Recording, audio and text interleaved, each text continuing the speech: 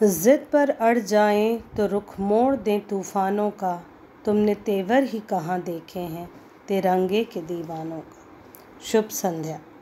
बच्चों, आपने अभी तक अपने शिक्षकों से विभिन्न प्रकार की कहानियाँ सुनी हैं। आज मैं जो कहानी आपको सुनाने जा रही हूँ वह एक साधारण परिवार में जन्मी एक ऐसी लड़की की है जिसने पूरी दुनिया में हमें भारतीय होने का इतना सम्मान दिलाया है जिसकी हम कल्पना भी नहीं कर सकते। और उनका नाम है अरुणिमा सिन्हा।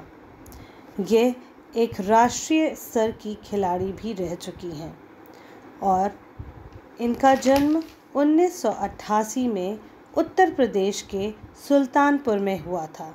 इन्हें एवरेस्ट की बेटी भी कहा जाता है और सुल्तानपुर शहर से आप सब बहुत अच्छी तरह से वाकिफ़ होंगी। बच्चों, ये एक ऐसी महिला हैं जिनको एक ट्रेन दुर्घटना ने शरीर से अपाहिज बना दिया, लेकिन उन्होंने यह साबित कर दिया कि चाहे परिस्थितियाँ कितनी भी विपरीत हों, इंसान सच्चे दिल से चाहे तो क्या कुछ नहीं कर सकता। तो चलिए शुरू करते हैं अपनी कहानी। 11 अप्रैल 2011 को CISF की परीक्षा में शामिल होने के लिए अरुणिमा पद्मावती एक्सप्रेस से लखनऊ से दिल्ली जा रही थी। रात के लगभग 1 बजे बरेली के पास कुछ शातिर लुटेरों ने उनकी गोल्ड चेन छीनने का प्रयास किया। एक राष्ट्रीय स्तर की खिलाड़ी होने के कारण उन्होंने इसका पूरी तरह से विरोध भी किया, लेकिन जब अपराधी सफल नहीं हुए तो उन लोगों ने उन्हें चलती ट्रेन से बाहर फेंक दिया, जिसके कारण वो ट्रेन के दूसरे ट्रैक पर जा गिरी। तभी अचानक उसी ट्रैक पर दूसरी ट्रेन आ गई। उन्होंने उठने का पूरा प्रयास किया पर वे उठ नहीं पाईं और वो ट्रेन उनके बाएं पैर के ऊपर से निकल गई और उनका बायां पैर पूरी तरह से कट गया। उसके दाहिने पैर से भी कई हड्डियां टूटकर बाहर आ गई थीं। उनके शरीर का कोई भी अंग काम नहीं कर रहा था। वो उस कटे हुए पैर के साथ रात भर वहीं चिल्लाती रहीं। लगभग 49 ट्रेनों के गुजरने के बाद वो अपने जीवन की आस खो चुकी थी, लेकिन शायद अरुणिमा की किस्मत को कुछ और ही मंजूर था। अगले दिन सुबह गांव वालों ने उनको बरेली के जिला अस्पताल में भर्ती करवाया। वहां के डॉक्टरों ने जब उनकी हालत देखी तो बताया कि उनका पैर काटना पड़ेगा ताकि वे जीवित रह सकें। परंतु हमारे पास हॉस्पिटल में ना तो ब्लड है और एनेस्थीसिया। बच्चों, एनेस्थीसिया एक ऐसा इंजेक्शन होता है जो सर्जरी के दौरान होने वाले दर्द को कम करने या शरीर को सुन्न करने के लिए लगाया जाता है। अरुणिमा को दिखाई तो कुछ नहीं दे रहा था, परंतु वे सुन सब रही थी। तभी उन्होंने रात भर इस दर्द को सहा था और उन्होंने कहा कि डॉक्टर, अगर आपको मेरा पैर काटना है तो बिना एनेस्थीसिया के ही काट दीजिए, क्योंकि मैंने इस दर्द को रात भर सहा है तो अब भी मैं इसे सह लूँगी, पर मुझे बचा लीजिए। उनकी इस हिम्मत के आगे डॉक्टर भी दंग रह गए, लेकिन हॉस्पिटल में खून भी नहीं था। लेकिन उन डॉक्टरों ने सोचा कि अगर इस लड़की के अंदर इतनी हिम्मत है तो हमें भी थोड़ी हिम्मत दिखानी होगी। और फिर उन डॉक्टरों ने अरुणिमा को अपना खून दिया और बिना एनेस्थीसिया के ही उनका पैर काट दिया गया। जब मीडिया और सरकार को पता चला इस दुर्घटना का शिकार एक राष्ट्रीय स्तर की खिलाड़ी है तो उनको बरेली से लखनऊ लाया गया और बाद में 18 अप्रैल 2011 को उनको एम्स में भर्ती करवाया गया, जहां वो अपनी ज़िंदगी और मौत से लगभग 4 महीने तक लड़ती रहीं। लेकिन अरुणिमा ने अपने हौसले में कोई कमी नहीं आने दी और खुद को किसी के आगे बेबस और लाचार नहीं होने दिया। बच्चों, कहते हैं ना, मंजिल मिल ही जाएगी भटकते हुए ही सही, गुमराह तो वो हैं जो घर से निकले ही नहीं। सो अरुणिमा चाहती तो लाचार होकर घर बैठ जाती और अपने परिवार पर हमेशा के लिए बोझ बन जाती। इलाज के दौरान कुछ लोगों ने मीडिया में ये भी छाप दिया कि वो बिना टिकट यात्रा कर रही थी और इस वजह से टीटी के आने के कारण वो ट्रेन से कूद गई। कहीं पर यह भी लिखा गया कि वो सुसाइड करना चाहती थी, वह अपने परिवार से खुश नहीं थी। इन सब बातों से उनके मन पर बहुत बुरा प्रभाव पड़ा और वहीं हॉस्पिटल के बेड पर ही उन्होंने एक ऐसा निर्णय लिया जिसने उनके जीवन को बदल दिया। उन्होंने माउंटेनियरिंग यानी कि पर्वतारोही बनने का निर्णय लिया और सोचा कि वो विश्व की सबसे ऊंची चोटी माउंट एवरेस्ट पर अपने देश का तिरंगा लहराएंगी। लेकिन उनकी इस बात को सुनते ही लोगों ने कहा कि ये पागल हो गई है। एक इंसान जिसका एक पैर ही नहीं है और दूसरे पैर में रॉड है, वो ठीक से चल भी नहीं सकती और एवरेस्ट सबमिट करने की बात कर रही है। लेकिन अरुणिमा का मानना था, आपकी अंतरात्मा से अगर आप कुछ ठान लेते हो तो आपको अपने लक्ष्य को पाने में कोई नहीं रोक सकता। फिर उन्होंने नेहरू इंस्टीट्यूट ऑफ माउंटेनियरिंग का कोर्स किया और वहाँ पर्वतारोही का कोर्स करने के साथ ही वो पहली भारतीय पर्वतारोही बछेंद्री पाल से मिली। बच्चों, बछेंद्री पाल दुनिया की 5वीं और भारत की पहली महिला हैं जिन्होंने 1984 में एवरेस्ट में पहुंचकर भारतीयों को बहुत सम्मान दिलाया। और वहाँ पर उन्होंने बछेंद्री पाल से मिलकर उनसे मदद मांगी। अभी उनके घाव भरे भी नहीं थे और उनके इस जुनून को देखकर बछेंद्री पाल जी ने उनसे कहा, अरुणिमा, इस परिस्थिति में माउंट एवरेस्ट पर चढ़ने की बात अगर तुमने सोची है तो एवरेस्ट तुमने अपने अंदर ही जीत लिया है।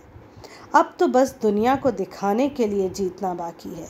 उन्होंने कहा कि हाँ अरुणिमा, तुम कर सकती हो। अरुणिमा ने जब ट्रेनिंग शुरू की तो उनके साथ जो लोग रहते थे वो उनके बराबर भी नहीं चल पाती थी और कभी कभी तो चलते चलते उनके पैरों से खून निकलने लगता था क्योंकि अभी तक उनके घाव भरे नहीं थे। और एवरेस्ट पर तो अपना पूरा सामान लेकर चलना होगा, कैसे करूँगी? लेकिन फिर भी वो हिम्मत नहीं हारती। आखिरकार 31 मार्च को उनका मिशन एवरेस्ट शुरू हुआ। 52 दिनों की इस चढ़ाई में उनको बहुत संघर्ष करना पड़ा। कभी बर्फ़ पर उनका पैर फिसल जाता, कभी फ्रंट पॉइंटिंग के समय उनके पैर ही घूम जाते क्योंकि वो उनका आर्टिफिशियल पैर था और वो डर गईं। लेकिन तब भी उन्होंने अपने हौसले को टूटने नहीं दिया। वो अपने मन में बार बार यही बोलती रहीं कि चाहे कुछ भी हो, मुझे एवरेस्ट पर तिरंगा फहराकर ज़िंदा वापस आना है। मैं मर नहीं सकती क्योंकि हम जब कोई भी बात बार बार अपने आप से कहते हैं, हमारी बॉडी उसी तरह से रिएक्ट करना शुरू होती है।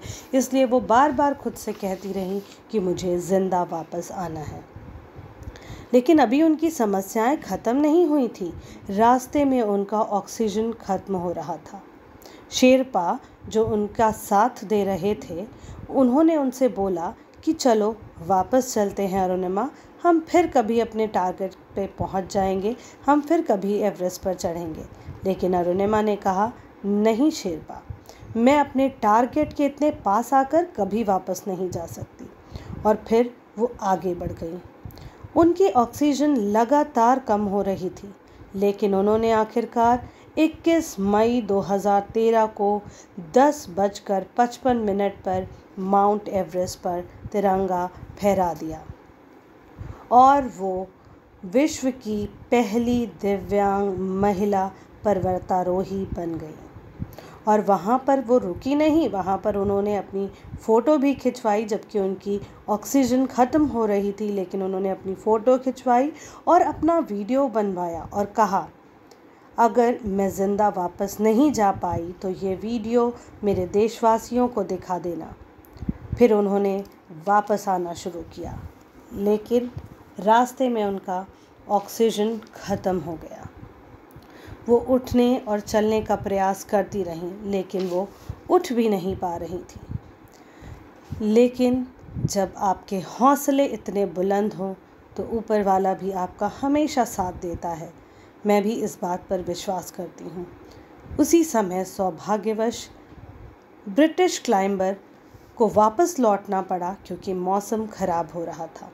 उसके पास 2 सिलेंडर थे और वो बहुत भारी हो रहे थे, इसलिए उसने अपना एक सिलेंडर वहीं पर फेंक दिया और वह अपनी जान बचाने के लिए वापस लौटने लगा।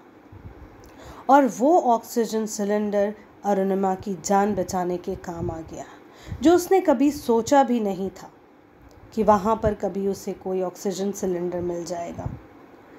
और इस हालत में उसे पता था कि अगर वो शेरपा उसे छोड़कर चला भी जाएगा तो वो उससे कोई शिकायत नहीं कर सकती, क्योंकि उसे तो अपनी जान बचानी ही थी।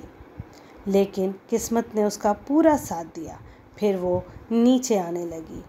फिर अचानक उनका नकली पैर निकल गया, लेकिन वो रुकी नहीं, चलती रहीं, हार भी नहीं मानी। सबको लगता था अरुणिमा कभी ज़िंदगी में वापस नहीं आएगी, वो हमसे कभी नहीं मिलेगी, लेकिन उसने सबको गलत साबित कर दिया। उन्होंने इस असंभव कार्य को बखूबी पूरा किया और इतिहास रच दिया। उन्होंने कहा कि मैं ये काम पूरा ही करूँगी, और उनके परिवार ने भी उनका पूरा साथ दिया। अगर शायद उनका परिवार उनके इस मुश्किल घड़ी में उनके साथ ना होता तो वो कभी ये काम नहीं कर सकती थी। और उसके बाद अरुणिमा को बहुत सारे पुरस्कारों से भी सम्मानित किया गया, क्योंकि अरुणिमा ने माउंट एवरेस्ट पर विजय प्राप्त करी थी। और वो इतने पर ही नहीं रुकी, उन्होंने दुनिया के 7 महाद्वीपों की ऊंची चोटियों पर विजय प्राप्त करने का लक्ष्य रखा, और जिसमें से वे अधिकतर पूरा भी कर चुकी हैं और अपने तिरंगे को लहरा चुकी हैं। अरुणिमा को पद्मश्री तथा कई भारत सरकार द्वारा कई पुरस्कारों से सम्मानित भी किया जा चुका है। अरुणिमा कहती हैं, अभी तो इस बाज की असली उड़ान बाकी है, अभी तो इस बाज की असली उड़ान बाकी है, अभी तो इस परिंदे का इम्तहान बाकी है, अभी अभी लांघा है मैंने समंदरों को, अभी तो पूरा आसमान बाकी है, अभी तो पूरा आसमान बाकी है। बच्चों, ज़िंदगी में असफलता तब नहीं होती जब हम अपने लक्ष्य को प्राप्त नहीं कर पाते। यह तब होता है जब हमारे पास पर्याप्त लक्ष्य ही नहीं होता। हमारे पास ईश्वर की कृपा से सारे हाथ पैर सब कुछ ठीक है, तो हम क्यों नहीं अपना लक्ष्य निर्धारित कर सकते। तो अंत में मैं यही कहना चाहूँगी कि आज से ही आप अपने लक्ष्य को निर्धारित करें और उसे पूरा करने के लिए दिन रात एक कर दें। फिर देखना, एक ना एक दिन सफलता आपके कदम ज़रूर चूमेगी। धन्यवाद। आपका दिन शुभ हो।